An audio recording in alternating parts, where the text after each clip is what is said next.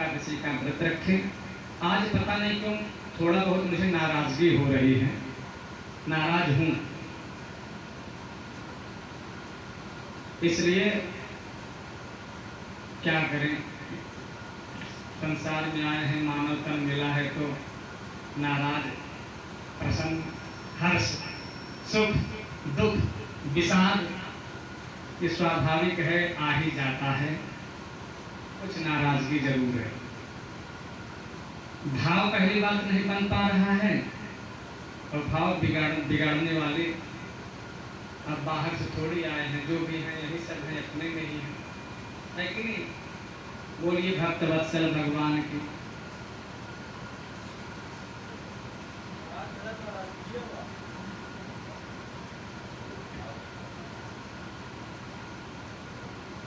इसलिए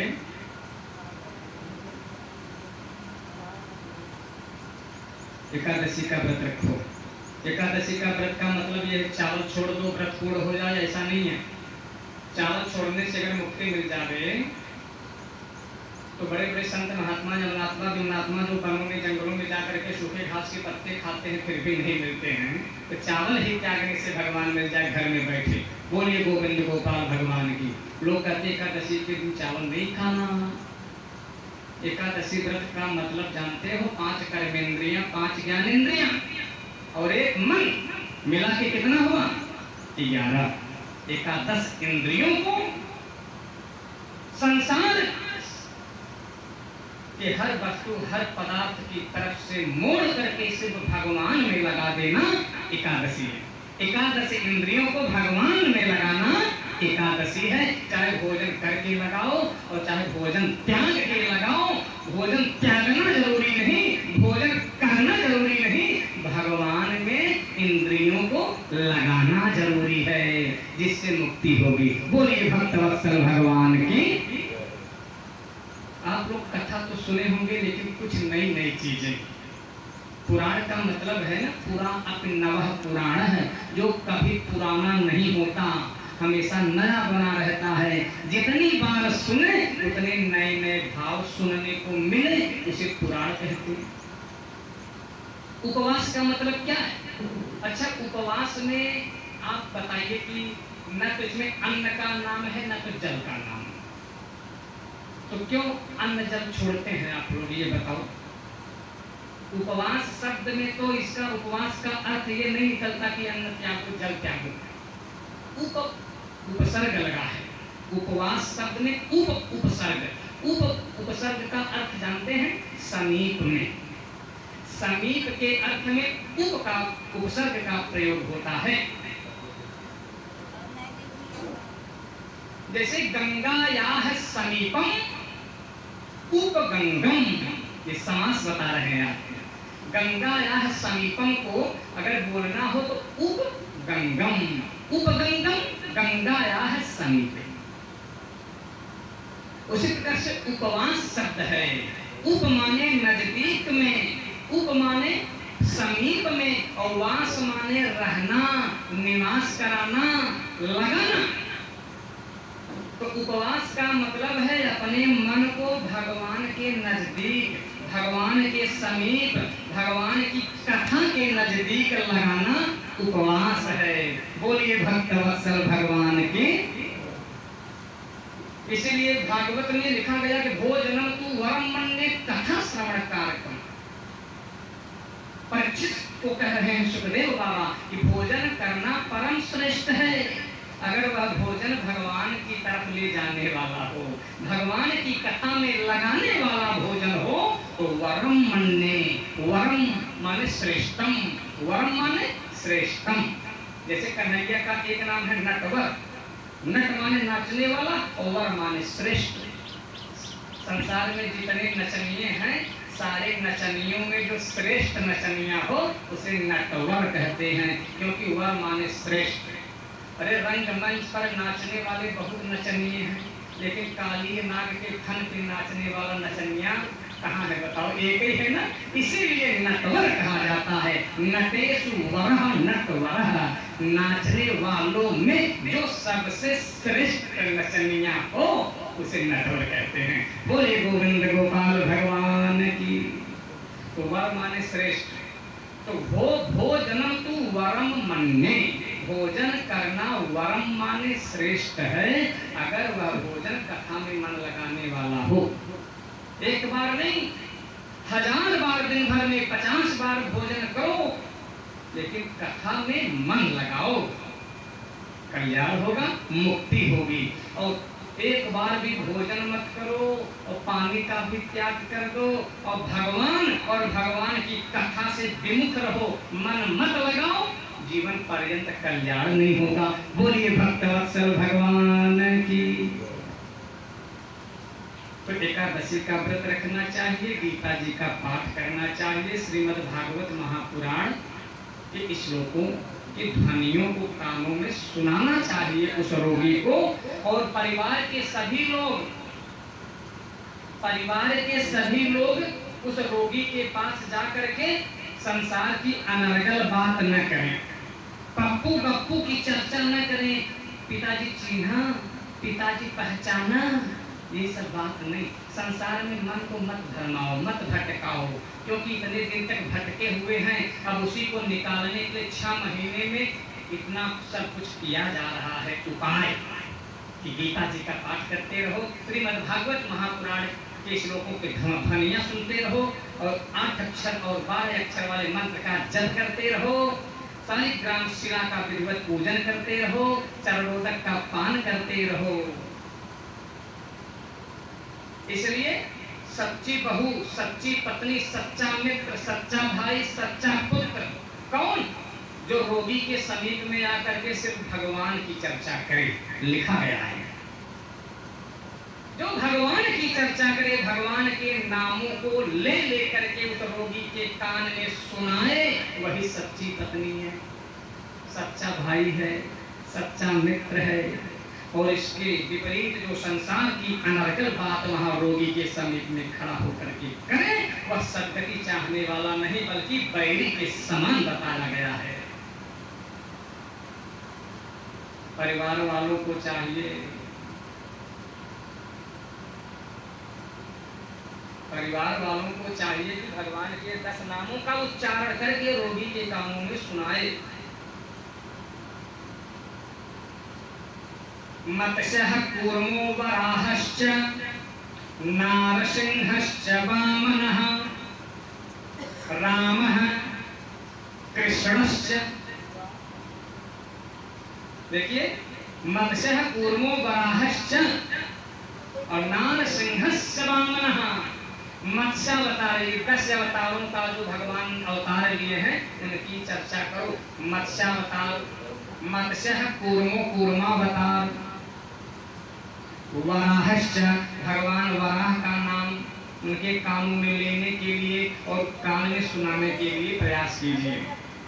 परिवार वही है, पुत्र वही है जो कि मत्स्य, कूर्म, वराह, नारसिंह, वामन, राम, बलराम, परशुराम, कृष्ण, बुद्ध, कलिक, इन 10 नामों का उच्चारण करके जो परिवार वाले उस रोगी के कान में सुनाते हैं, वही सच्चे पुत्र माने गए हैं, सच्ची पत्नी, सच्ची बहू, सच्चा भाई, सच्चा मित्र है। शेष इसके विपरीत जो करने वाले हैं वे सब बैरी हैं, शत्रुवत व्यवहार कर रहे हैं, सद्गति नहीं चाहने वाले हैं, इसीलिए संसार की बात कर रहे हैं। बोलिए भक्तवत्सल भगवान की जय। इसी तरह से श्रोता बंधुओं, यमराज भी कहते हैं कि भगवान के इन नामों को जो ले, कौन कौन नाम? अच्युतम केशवम राम नारायणम कृष्ण दामोदरम वासुदेवम हरिम। अच्युतम केशवम राम नारायणम कृष्ण दामोदरम वासुदेवम हरिम। श्रीधरम माधवम गोपिका वल्लभम जानकी नायकम रामचंद्रम भजे। इन नामों का जो भी मनुष्य इन इतने नामों का उच्चारण करता हो, हे यमदूतों ध्यान से सुनो, भूल करके भी उनके पास मत जाना, उनसे बहुत दूर रहना जो इतने नामों को लेने वाले हों। कौन कौन सा नाम? अच्युतम केशवम राम नारायणम, अच्युतम केशवम राम नारायणम, कृष्ण दामोदर वासुदेव हरिम, श्रीधरम माधवम गोपिका वल्लभम, जानकी नायकम रामचंद्रम भजे। इतना नाम जो मनुष्य लेता हो, अरे इतना नाम छोड़ो, इतने नामों में से एक भी नाम जो ले रहा हो, गरुड़ पुराण में यमराज जी अपने दूतों को कहते हैं उनसे बहुत दूर रहना, भूल कर उनके पास मत जाना और भूल करके यमलोक मत लिवायाना, क्योंकि इन नामों का उच्चारण करने वाला अगर यमलोक में आ गया तो जितने पापी नरक में भोग रहे हैं, इस नाम का उच्चारण करने वाले भक्त का जब वो पापी दर्शन कर लेंगे और इस नाम का उच्चारण ध्वनियां वे पापी जो नरक में भोग रहे हैं सुन लेंगे तो वे सारे पापी जीव भी शुद्ध होके मुक्त हो जाएंगे और सारी यमपुरी सुनी हो जाएगी, हमारा धंधा मंदा हो जाएगा। इसलिए यमदूतों भूल करके भी इन नामों का जो भी उच्चारण करे मत ले आना, उनसे बहुत दूर रहना। अच्युतम केशवम राम नारायणम, अच्युतम केशवम राम नारायणम, अच्युतम केशवम। अच्युत का मतलब न च्योत स्थानात इति अच्युतः, जिस पुत्र का जिस बालक का नाम अच्युत है उसका अर्थ है कि न चोत न चोत, च्युत माने गिरना और अच्युत न च्युत, जो अपने स्थान से न गिरे न हटे, न च्योत स्थान नाते इति अच्युतः, जो अपने स्थान से कभी भी च्युत ना हो, गिरे ना हटे ना, उसे अच्युत कहते हैं। बोलिए अच्युत भगवान की। महाराज में अच्युत नाम से संबोधन किया गया भगवान का, क्योंकि कामदेव जाता है और भगवान के ऊपर च्युत नहीं होते हैं, काम के बाढ़ को चलाता है लेकिन अपने कन्हैया जो है च्युत नहीं होते, इसलिए उनका नाम अच्युत रखा गया। वहाँ कामदेव पराजित हो जाता है, बाण धनुष को रख करके प्रणाम करके उनका पुत्र बन के प्रद्युम्न बन के आता है। बोलिए भक्त वत्सल भगवान की। अच्युत केशव माधव, एक नाम पर यदि चर्चा करूंगा तो व्याकरण से भी अगर अर्थ बताऊंगा तो भी 1 घंटा लगेगा, बता देता हूँ। और कई नाम है अच्युतम केशवम राम नारायणम त्रिपुरामोदरम वासुदेवम हरिम। तो अच्युत का नाम ये हुआ। अब केशव का नाम केसी दैत्य का वध करने के कारण केशव पड़ा, और केशव का धन ईश बराबर केश हुआ। तो का माने ब्रह्मा, ईश माने शिव, कम ब्रह्मांडम ईशम शिवम च बसयति इति केशवम। ब्रह्मा और शिव को भी जो अपने बस में रखने वाले हों, बस में करने वाले हों, नियंत्रण करता हो, उन्हें केशव कहते हैं। केशवम राम, राम का अर्थ है रमते कड़े कड़े इति रामः। नोट कर लीजिएगा, जान जाइएगा, रमते कड़े कड़े इति रामः, जो कड़ कड़ में रमण करते हों उन्हें राम कहते हैं। राम में 2 अक्षर है, रा और म। राम माने रामायण, म माने महाभारत। रामायण और महाभारत दोनों महाकाव्यों के जो हो महानायक उन्हें राम कहते हैं। कितना अर्थ बताऊं। राम में 2 अक्षर है, राम माने राष्ट्र, म माने मंगल करने वाले, राष्ट्रस्य मंगलम। अब राष्ट्रस्य बोलेंगे ना तो थोड़ा सा राम की ऐश्वर्यता प्रभुता कम होगी, क्योंकि राष्ट्रस्य एक वचन है, जो एक राष्ट्र का मंगल करे, मतलब जो सिर्फ भारत का मंगल करे बाकी मंगल न करे, उन्हें राम कहते हैं। नहीं, बहुवचन लगा के बोलो। ये विद्वत्ता की परिचय है ना। विद्वान कौन? जो जिसका जो इष्ट हो उसकी प्रभुता या ईश्वरता को कम करके न बताए, बहुत ज्यादा करके बताए। तो राष्ट्रस्य मंगलम ना, राष्ट्राणाम रामस्य रामयोः रामाणाम, रामाणाम बहुवचन है, बालकस्य बालकयोः बालकानाम, तो राष्ट्रस्य राष्ट्रयोः राष्ट्राणाम बहुवचन लगा के बोलो। जो सारे राष्ट्रों का मंगल करने वाले हैं उन्हें राम कहते हैं। राष्ट्राणाम मंगलम यस्मात् तस्मान राम इति यते, जो सारे राष्ट्रों का, पूरे ब्रह्मांड का, विश्व का मंगल करते हैं उन्हें राम कहते हैं। राम माने राष्ट्र, मा माने मंगल करने वाले। राम के और अर्थ हैं, अभी 6, 7, 8, 10 अर्थ बताऊंगा आप सबको, सिर्फ राम शब्द का। अब एक ही जान जाएंगे दशरथ के पुत्र राम, बस नहीं, राम शब्द से ही राम का अर्थ निकालो। रम क्रीड़ायाम धातु में खय प्रत्यय लगा करके राम शब्द बना है। जो रमण करते हैं, योगियों के हृदय में रमण करने वाले को राम कहते हैं। रमन्ते योगिनः अस्मिन् इति रामः, योगियों के हृदय में जो रमण करते हैं उन्हें राम कहते हैं। र धन अ धन म, र माने ब्रह्मा, आ माने विष्णु, म माने महेश्वर। आ माने विष्णु, र धन अ, र आ मिलके रा होता है, इतना तो जानते ही होंगे। अकह सवर्णे दुर्गह, रा में जब आ मिलाओगे तो रा होगा, स्वर के बिना व्यंजन नहीं बनता है। तो रा धन अ धन म, तो आ माने विष्णु। कैसे, क्यों माने हमें आ माने विष्णु? गीता में भगवान ने कहा अक्षराणाम अकारोस्मि, अक्षराणाम अकारोस्मि, अकारः वासुदेवः स्यात्, वासुदेवः स्यात् अकारः। अक्षराणाम अकारोस्मि, हे अर्जुन अक्षरों में आय अक्षर मैं हूँ, ऋतुओं में बसंत ऋतु मैं हूँ, और धातुओं में सोना मैं हूँ। और अस्वस्थ, अस्वस्थ वृक्षाणाम, वृक्षों में पीपल वृक्ष मैं हूँ। और देव ऋषियों में नारद मैं हूँ। गीता का वाक्य है, आप देखिएगा खोल करके कि देव ऋषि राम, देव ऋषि राम च नारदः लिखा गया है। देव ऋषियों में नारद मैं हूँ। अस्वस्थ, अस्वस्थ वृक्षाणाम, वृक्षों में अस्वस्थ माने पीपल।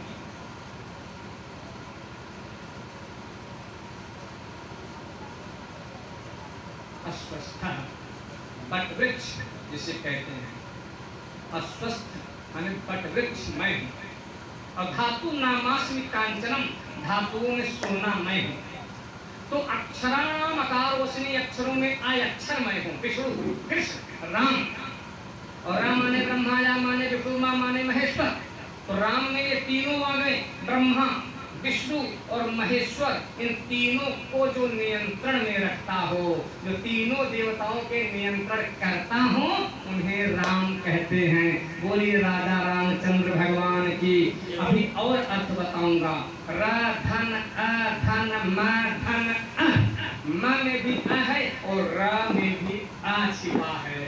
अब 4 अक्षर हो गया। र में, र माने ऋग्वेद, आ माने आहुति प्रधान यजुर्वेद, और मा माने मधुरता प्रधान सामवेद, और फिर चौथा अक्षर आ है, आ माने अथर्ववेद। चारों वेदों का फल मिल जाता हो जिस नाम को लेने से, वह नाम कौन सा है? राम। राम नाम का उच्चारण करने से चारों वेदों का फल मिल जाता है, क्योंकि राम में चारों वेद समाये हुए हैं। बोलिए भक्तवत्सल भगवान की। हमें लगता है कि कथा को आज यहीं विराम दें, क्योंकि बहुत वेदांत की बात मैं करने लगता हूँ, ये मेरी कमी है। बहुत सरल भाषा में बोलना चाहिए, और वेदांत की बात करता हूँ तो माताओं को थोड़ा हो सकता है मुश्किल होता हो। बाकी आप लोग तो वेदांत की बात समझते होंगे मैं कहाँ से किस स्तर से बोल रहा हूँ। तो इसी के साथ में आज की कथा को विराम दिया जाता है। शेष चर्चा कल होगी और कल हमारी कथा का, कल गरुड़ पुराण कथा का विश्राम दिवस। कल जो है भगवान गरुड़ और भगवान विष्णु का जो ये संवाद 16 अध्याय के माध्यम से हो रहा है, उनके इस संवाद को विराम दिया जाएगा। गरुड़ पुराण की कथा को विश्राम दिया जाएगा और कल कथा की भी विदाई और हमारा भी विदाई हो जाएगा। और आप लोग बुद्धिमान नहीं हैं, आज तो बताता हूँ, कल नहीं बताऊंगा कि अभी तक आप लोग फ्री में कथा सुने हैं। और गुरुद्वारा हरिद्वारा द्विद्वारा में जाए तो खाली हाथ न जाए, ठीक? तो इसलिए आप लोग बुद्धिमान हैं, कुछ नहीं कहेंगे और नहीं कहेंगे तो न कहते हुए भी समझ रहे हैं कि बहुत कुछ कह दिए हैं।